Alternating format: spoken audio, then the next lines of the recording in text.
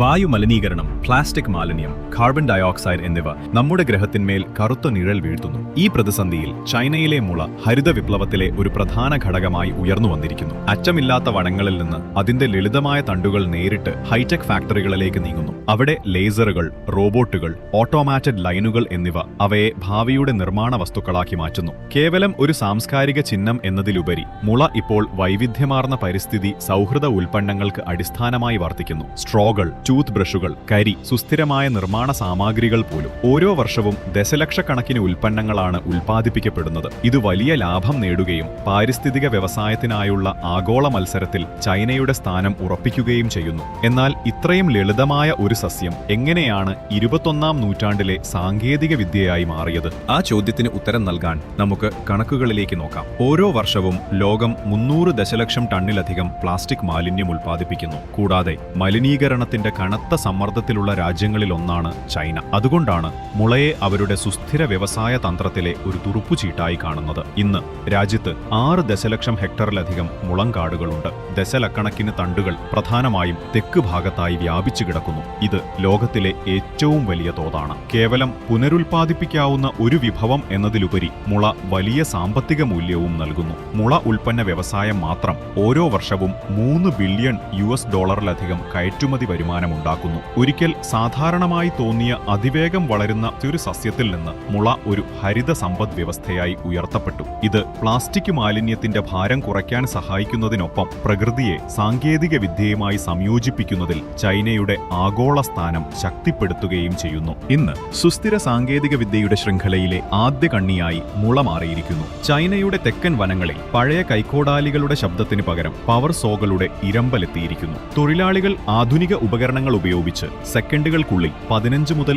20 metre വരെ ഉയരമുള്ള മുളത്തണ്ടുകൾ മുറിക്കുന്നു. ചൂടുള്ള സൂര്യന് താഴെ തിളങ്ങുന്ന പുറംതൊലി മുളയ്ക്ക് ബലത്തിന്റെയും വഴക്കത്തിന്റെയും ഏറ്റവും അനുയോജ്യമായ സന്തുലിതാവസ്ഥ കൈവരിച്ചു. ഉൽപാദന ലൈനിലേക്ക് പ്രവേശിക്കാൻ തയ്യാറായിരിക്കുന്നു എന്ന് സൂചിപ്പിക്കുന്നു. ഓരോ വെട്ടിലും ഒരു തണ്ട് നിലത്തേക്ക് കൃത്യമായി വീഴുന്നു. വെള്ളം കെട്ടിക്കിടക്കുന്നത് തടയാൻ തൊഴിലാളികൾ ഉടൻ തന്നെ ചൂടുഭാഗവും മുട്ടുകളും മുറിച്ചു മാറ്റുന്നു. ഒരു ചെറിയ നടപടിയാണെങ്കിലും പുതിയ മുളങ്കൂമ്പുകൾക്ക് വീണ്ടും വളരാൻ ഇത് ഉറപ്പാക്കുന്നു. ചെയിൻ സോകളുടെ സഹായത്തോടെ ഒരു തൊഴിലാളിക്ക് 1 മണിക്കൂറിൽ 150 തണ്ടുകൾ വരെ മുറിക്കാൻ കഴിയും. ഇത് കൃത്യത നിലനിർത്തിക്കൊണ്ട് മനുഷ്യ പ്രയത്നത്തേക്കാൾ വളരെ കൂടുതലാണ്. ഇത് ശ്രദ്ധേയമായി തോന്നുമെങ്കിലും നിങ്ങൾക്ക് ആരെങ്കിലും $50 വാഗ്ദാനം ചെയ്താൽ നിങ്ങൾ ഒരു പവർ സോ ഉപയോഗിച്ച് ഒരു ദിവസം മുള മുറിക്കാൻ ശ്രമിക്കുമോ? ഇവിടുത്തെ തൊഴിലാളികൾക്ക് ഇതൊരു വെല്ലുവിളിയല്ല, മറിച്ച് ഒരു ദൈനംദിന ദിനചര്യയാണ്. വിളവെടുത്ത തണ്ടുകൾ വലിയ കെട്ടുകളാക്കി മാറ്റുന്നു. അങ്ങനെ വനം മുഴുവൻ മനുഷ്യരും യന്ത്രങ്ങളും ഒത്തുചേർന്ന് പ്രവർത്തിക്കുന്ന ഒരു തുറന്ന എയർ അസംബ്ലി ലൈനായി മാറുന്നു. കാരണം മുളയുടെ വിളവെടുപ്പ് അവസാനമല്ല, മറിച്ച് പച്ചവനം ഫാക്ടറിക്ക് ഇന്ധനം നൽകുന്ന ഒരു അടഞ്ഞ ശൃംഖലയിലെ നിർണായക കണ്ണിയാണ്. വനത്തിൽ നിന്ന് മുളക്കെട്ടുകൾ അവയുടെ പുതിയ യാത്ര തുടങ്ങുന്നു. മുൻകാലങ്ങളിൽ തൊഴിലാളികൾ ഓരോ കനത്ത തണ്ടും കൈകൊണ്ട് വലിച്ചിഴയ്ക്കേണ്ടതുണ്ടായിരുന്നു. എന്നാൽ ഇന്ന് യന്ത്രങ്ങൾ ആ പ്രയത്നത്തിൽ ഏറെക്കുറെ പകരം വച്ചിരിക്കുന്നു. ദുർഘടമായ പ്രദേശങ്ങളിൽ വേഗത നിലനിർത്തുന്നതിന് പാക്ക് കുതിരകൾ ഇപ്പോഴും ഒരു ക്ലാസിക്, എന്നാൽ ഫലപ്രദമായ പരിഹാരമായി നിലനിൽക്കുന്നു. ശേഖരണ കേന്ദ്രത്തിൽ എത്തിക്കഴിഞ്ഞാൽ മുള ഭാരമേറിയ ട്രക്കുകളിൽ കയറ്റി വനത്തിൽ നിന്ന് പുറപ്പെട്ട് സാങ്കേതിക വിദ്യയുടെ ലോകത്തേക്ക് പ്രവേശിക്കാൻ തയ്യാറാകുന്നു. ഈ ഘട്ടത്തിൽ വെള്ളം നന്നായി ആഗിരണം ചെയ്യാൻ ഓരോ തണ്ടിലും ചെറിയ ദ്വാരങ്ങളിടുന്നു. തുടർന്ന് അഴുക്കും മാലിന്യങ്ങളും കഴുകിക്കളയാൻ ഈ തണുത്ത അരുവികളിൽ മുക്കിവെക്കുന്നു. അതിനുശേഷം ഒട്ടിപ്പിടിക്കുന്ന കറയും ബാക്ടീരിയകളും നീക്കം ചെയ്യാൻ അവ ശ്രദ്ധാപൂർവം തേച്ചുരച്ച് വൃത്തിയാക്കുകയും ഈർപ്പം കുറയ്ക്കാനും ചിതലിനെ തടയാനുമായി തീവ്രമായ സൂര്യപ്രകാശത്തിൽ ഉണക്കുകയും ചെയ്യുന്നു. ലളിതമെന്ന് തോന്നാമെങ്കിലും വ്യാവസായിക ഉൽപാദനത്തിൽ ഉപയോഗിക്കുമ്പോൾ മുളയുടെ ഈടുനിൽപ്പും ആയുസ്സും ഉറപ്പാക്കുന്നതിനുള്ള താക്കോലാണ് ഈ ഘട്ടങ്ങൾ. തണ്ടുകൾ ആവശ്യമായ നിലവാരം പുലർത്തുമ്പോൾ അവ ഫാക്ടറികളിലേക്ക് കൊണ്ടുപോകുന്നു. അവിടെ ഓട്ടോമേറ്റഡ് കട്ടിംഗ് സംവിധാനങ്ങൾക്ക് 1 മണിക്കൂറിൽ 300 തണ്ടുകൾ വരെ കൈകാര്യം ചെയ്യാൻ കഴിയും. ഇത് മാനുവൽ രീതികളേക്കാൾ കൂടുതൽ കൃത്യമായ ഏകീകൃത ഭാഗങ്ങൾ സൃഷ്ടിക്കുന്നു. ഓരോ പ്രതലവും മിനുസപ്പെടുത്തുന്നതുവരെ പോളിഷ് ചെയ്യുന്നു. ഇത് മുളയുടെ സ്വാഭാവിക ഘടന വെളിപ്പെടുത്തുന്നു. പുതിയ നൂറ്റാണ്ടിലെ ഹരിത സാങ്കേതിക ഉൽപ്പന്നങ്ങളായി മാറാൻ പൂർണ്ണമായും തയ്യാറാകുന്നു. ആധുനിക നിർമ്മാണത്തിൽ മുള അതിന്റെ ലളിതമായ സസ്യത്തിന്റെ പ്രതിച്ഛായക്കപ്പുറം വളർന്നിരിക്കുന്നു. വിളവെടുത്ത മുതിർന്ന തണ്ടുകൾ മാലിന്യങ്ങൾ നീക്കം ചെയ്യുന്നതിനും ഒട്ടിപ്പിടിക്കുന്ന കറ മാറ്റുന്നതിനും അതിന്റെ ഈർപ്പം സ്ഥിരപ്പെടുത്തുന്നതിനും കർശനമായ ചികിത്സയ്ക്ക് വിധേയമാക്കുന്നു. ചിതലുകളെ ചെറുക്കുന്നതിനും ആയുസ് വർദ്ധിപ്പിക്കുന്നതിനും നിർമ്മാണ പരിതസ്ഥിതികളിലെ കഠിനമായ സാഹചര്യങ്ങളെ അതിജീവിക്കുന്നതിനും മുളയെ ഈ നിർണായക നിർണായക ഘട്ടം അനുവദിക്കുന്നു. അടുത്തതായി മുളയെ ഭീമാകാരമായ ഹൈഡ്രോളിക് പ്രസ്സുകളിലേക്ക് നൽകുന്നു. ഇതിന് 1 മണിക്കൂറിൽ 500 ടൺ വരെ കംപ്രസീവ് ശക്തിയുണ്ട്. ഇത് ഒരു ട്രെയിനിന്റെ ഭാരത്തിന് തുല്യമാണ്. മുളയുടെ പാളികൾ ഈ വലിയ സമ്മർദ്ദത്തിൽ ദൃഢമായ ഏകീകൃത ബോർഡുകളായി ശക്തമായി അമർത്തപ്പെടുന്നു. മുള ഒരു പുതിയ മെറ്റീരിയലായി പുനർജനിക്കുന്നു. അത് അതിന്റെ സ്വാഭാവിക ഘടന നിലനിർത്തുകയും അതേസമയം അസാധാരണമായ മെക്കാനിക്കൽ ശക്തി നേടുകയും ചെയ്യുന്നു. ഇത് നിർമ്മാണത്തിൽ പല അപൂർവ മരങ്ങൾക്കും പകരമായി ഉപയോഗിക്കാൻ മാത്രം ശക്തമാണ്. പരുപരുത്ത ബോർഡുകൾ പിന്നീട് ഓട്ടോമാറ്റിക് കട്ടിംഗ് ലൈനുകളിലേക്ക് നീങ്ങുന്നു. വ്യാവസായിക ബ്ലേഡുകൾ മില്ലിമീറ്റർ കൃത്യതയോടെ മുറിക്കുന്നു. ഓരോ കഷണവും വാസ്തുവിദ്യാ രൂപകൽപ്പനകൾക്ക് ആവശ്യമായ കൃത്യമായ അളവുകൾ അനുസരിച്ച് രൂപപ്പെടുത്തുന്നു. ദൃശ്യഭംഗിയും കുറ്റമറ്റ ഫിറ്റിംഗും ഉറപ്പുവരുത്തുന്നതിനായി അരികുകൾ ശ്രദ്ധാപൂർവം മിനുസപ്പെടുത്തുകയും ചെയ്യുന്നു. ഈ സൂക്ഷ്മമായ പ്രോസസ്സിംഗ് കാരണം മുള ബോർഡുകൾ മനോഹരം മാത്രമല്ല, ഈടുനിൽക്കുന്നതും കാലാവസ്ഥ, കനത്ത ഭാരം, ദൈനംദിന ഉപയോഗം എന്നിവയെ പ്രതിരോധിക്കാൻ കഴിവുള്ളതുമാണ്.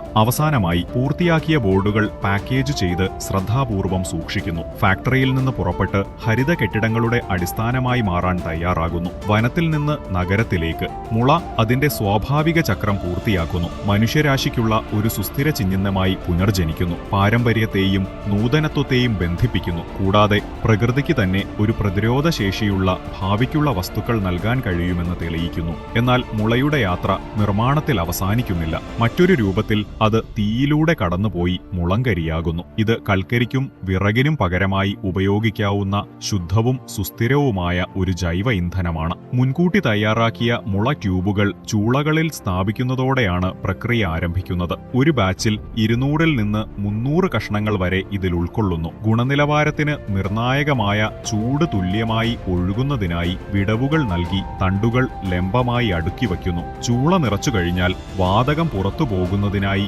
ഏതാനും ചെറിയ ദ്വാരങ്ങൾ മാത്രം വിട്ട് തൊഴിലാളികൾ കല്ലും സിമന്റും ഉപയോഗിച്ച് ചൂളയുടെ വാ അടയ്ക്കുന്നു. തുടർന്ന് ചൂള ഒരു അടഞ്ഞ പ്രതികരണ അറയായി മാറുന്നു. അവിടെ താപനിലയും മർദ്ദവും കർശനമായി നിയന്ത്രിക്കുന്നു. തീയൂട്ടി ചൂട് 600 നിന്ന് 700 വരെ 5 മുതൽ 7 ദിവസം വരെ നിലനിർത്തുന്നു. ഈ പരിധി സെലലോസിനെയും ലിഗ്നിൻ എന്ന പദാർത്ഥത്തെയും വിഘടിപ്പിക്കാൻ അനുവദിക്കുന്നു. ഇത് ഖര കാർബൺ ക്യാമ്പുകൾ അവശേഷിപ്പിക്കുന്നു. ഇതാണ് മുളങ്കരിയുടെ ഹൃദയം. ചൂള തുറക്കുമ്പോൾ തിളക്കമുള്ള കറുത്ത കരി മിനുസമാർന്നതും ദൃഢവും തുല്യമായ നിറമുള്ളതുമായി കാണപ്പെടുന്നു. ഇത് തികഞ്ഞ കാർബണൈസേഷന്റെ വ്യക്തമായ അടയാളമാണ്. ഓരോ ചൂളയിൽ നിന്നും സാധാരണയായി 2 മുതൽ 3 ടൺ വരെ കരി ലഭിക്കുന്നു. ഇത് ആയിരക്കണക്കിന് വീടുകൾക്ക് ഊർജം നൽകാൻ മതിയാകും. തണുപ്പിച്ച ശേഷം ഉപയോഗത്തിനനുസരിച്ച് കരി ചെറുതായി പൊടിക്കുകയോ കട്ടകളായി നിലനിർത്തുകയോ ചെയ്യുന്നു. പാക്കേജിംഗ് ശ്രദ്ധയോടെ കൈകാര്യം ചെയ്യുന്നു. റീസൈക്കിൾ ചെയ്ത ക്രാഫ്റ്റ് പേപ്പർ ബാഗുകളോ ജൈവ നശീകരണ വസ്തുക്കളോ ഉപയോഗിച്ച്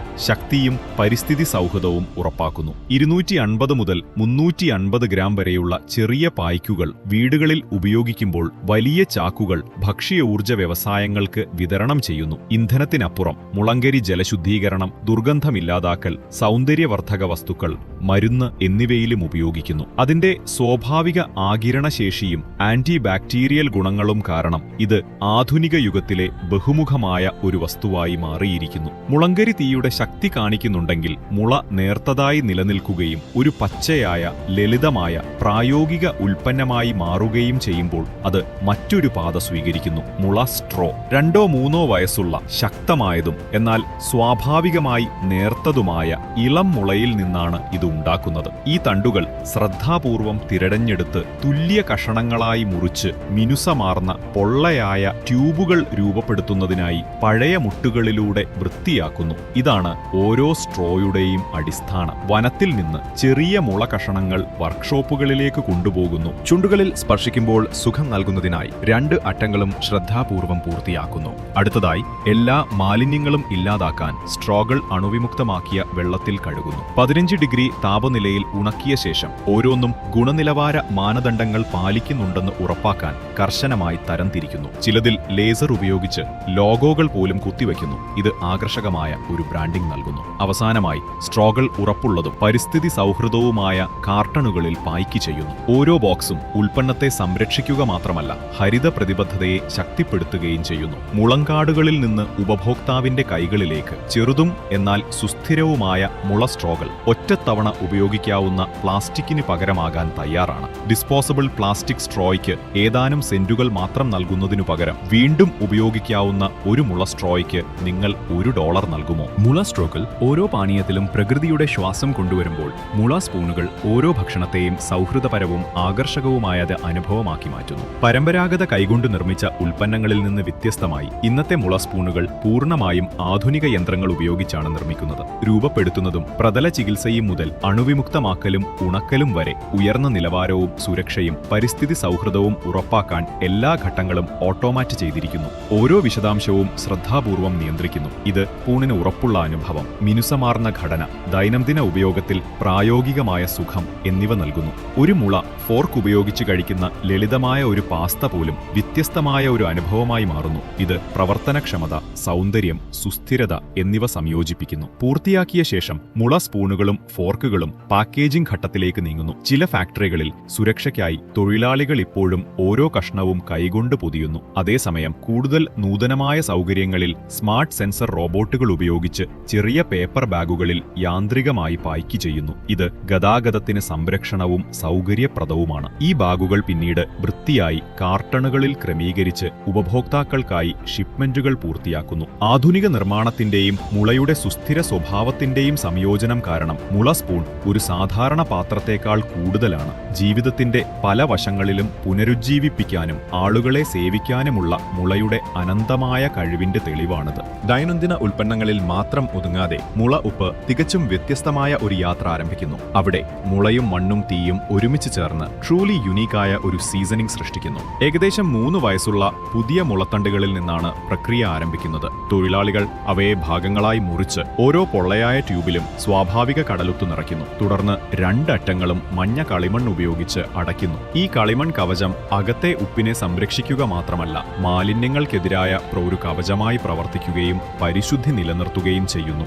വലിയ കളിമൺ ചൂള തീ പിടിപ്പിക്കുമ്പോൾ മുള ട്യൂബുകൾ ഉള്ളിൽ വൃത്തിയായി അടുക്കി വയ്ക്കുന്നു. താപനില 800 ഡിഗ്രിക്കും 1000 ഡിഗ്രിക്കും ഇടയിൽ ഉയരുന്നു. ഇത് മുള കത്താനും കളിമണ്ണ് പൊട്ടാനും ഇടയാക്കുന്നു. മുളയിലെയും കളിമണ്ണിലെയും ധാതുക്കൾ കലർന്ന കറുത്ത ഉപ്പിന്റെ ഒരു കട്ട അവശേഷിക്കുന്നു. ചൂള തണുത്തുകഴിഞ്ഞാൽ കടുപ്പമേറിയ ഈ ഉപ്പ് കട്ട പുറത്തെടുത്ത് ചെറിയ കഷ്ണങ്ങളാക്കി പൊടിക്കുന്നു. എന്നാൽ ഇതൊരു നീണ്ട ചക്രത്തിന്റെ തുടക്കം മാത്രമാണ്. ഉപ്പ് വീണ്ടും മുളയിൽ നിറച്ച് കളിമണ്ണ് കൊണ്ട് അടച്ച് വീണ്ടും ചുട്ടെടുക്കുന്നു. ഓരോ ആവർത്തനവും തീയിലൂടെയുള്ള മറ്റൊരു പരീക്ഷണത്തിന് തുല്യമാണ്. ഇത് ഉപ്പിന് കൂടുതൽ മാലിന്യങ്ങൾ കളയാനും കാൽസ്യം, പൊട്ടാസ്യം, ഇരുമ്പ് തുടങ്ങിയ വിലയേറിയ ധാതുക്കൾ കൂടുതൽ അളവിൽ ആഗിരണം ചെയ്യാനും സഹായിക്കുന്നു. തീയിലൂടെയുള്ള യാത്ര പൂർത്തിയാകുമ്പോൾ തിളക്കമുള്ള കറുത്ത ഉപ്പുകട്ട പൂർണ്ണമായും തണുക്കാൻ അനുവദിക്കുന്നു. തൊഴിലാളികൾ ചുറ്റിക ഉപയോഗിച്ച് അത് പൊട്ടിച്ച് ചെറിയ കയേകീകൃതവും ശുദ്ധവുമായ ക്രിസ്റ്റലുകളായി പൊടിക്കുന്നു. ഓരോ തരിയിലും